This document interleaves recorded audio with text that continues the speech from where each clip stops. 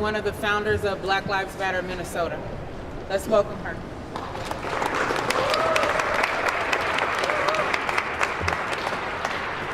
Love y'all. Thank you so much. So here we are again. Now this is the first time that we've had one of our family murdered by ICE. But we are no stranger to police and law enforcement homicides in the Twin Cities. And we do not need ICE here adding to the body count. That's right. So I say, get the ICE out. It is time. We have seen the terror that Donald Trump and his administration has unleashed across the country. We have seen how white supremacists have been emboldened. We have seen the attacks on all kinds of people, but right now, we are seeing the attacks on pretty much everyone in this country. And what it boils down to is that America has never addressed its love affair with white supremacy. Come on. Come on. That America has never rendered the call for the injustices against people of color in this country. They have never called for its ending, and they continue to uplift and support and elevate and make excuses for the tyranny that is caused by white nationalists and racists. That's how we came up with our president who is in office, and that's how we came up with ICE. No human is illegal. So let's be clear, who was on this planet first? This on? The planet was black. Yeah. Black people were here on this land before anyone. Brown people were here on this land before the white man showed up. But somehow, some people who got a free pass to come into this country when their ancestors entered through Ellis Island, who didn't have to turn through all the hurdles that we're asking people to go through at the southern border, all the hurdles that have been put up against people coming from African countries, other than the Afrikaners, the white South Africans who are now allowed to come into this country. But yet it's a whole lot of nerve to think that somebody else should be denied access and the freedoms that America is supposed to offer in the American dream that has been, for my people, an American nightmare. It has gone on far too long. Far too long. And now we have Renee Good, who was a victim, someone who was standing up against ICE, who showed up, who took the time to care. She should not have lost her life. That shooting was completely unjustified. That's right. And I know what I'm talking about. I am the aunt of Marcus Golden, murdered by St. Paul police. In 2015, he was shot by Jeremy Dover, Spike, and Dan Peck from 180 feet away. So I have to say this. That case was officially sent by John Choi, Ramsey County prosecutor, to Keith Ellison.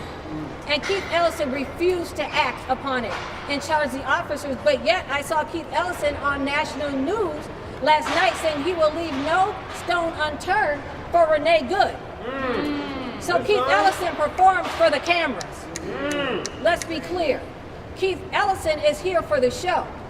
He is not here for justice. And let's remember, if this case ends up in the hands of Keith Ellison, it was Keith Ellison who requested that the judge take a downward departure on the sentencing of Kim Potter, who killed Daunte Wright. You can't have it both ways. Let's call a spade a spade. So what we need is a clear and swift prosecution of this murderous officer. We need ICE out. We need the shooter to be made an example of across this country. Because we know when black and brown people get in trouble with the law, they are quick to be made an example of. So let's make an example of this man who so recklessly shot into that vehicle, who needlessly shot into that vehicle when he could have moved his dumbass out the way. It is completely unacceptable. And when I see the messaging that is coming out by the federal government in support of this shooter, calling on us to believe that our lies are lying, that we are not seeing what we are seeing, of course, as they constantly do, denying what the laws are. It is absolutely unacceptable, completely unacceptable. Not only do we need ICE out, but we need accountability from the top. Come on. So Kristi Noem needs to be terminated as well. Indeed. She is reckless, and her actions in defense of ICE, that she has been promoting this propaganda, that it is reckless, it is unprofessional, and she is incompetent to serve in that position. That's right. And her role in that position, understand, is to uplift white supremacy and to target people of color. It is a role of hatred.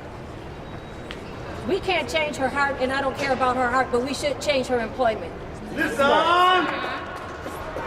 We should change her references and her recommendations.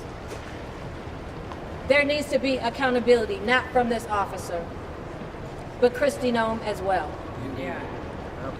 And it needs to start immediately. Immediately. This family should not wait for justice. And remember, we fought for Jamar Clark. We occupied a precinct for Jamar Clark. We did not get justice for Jamar Clark. But when the city burned, after George Floyd, all of a sudden there were some charges. So for those who are on the media talking about, don't burn it down, don't set it on fire, let me tell you this, we need justice and we need it now. Yeah. Because what happens after that is on your hands. All power to the people. All power to the people.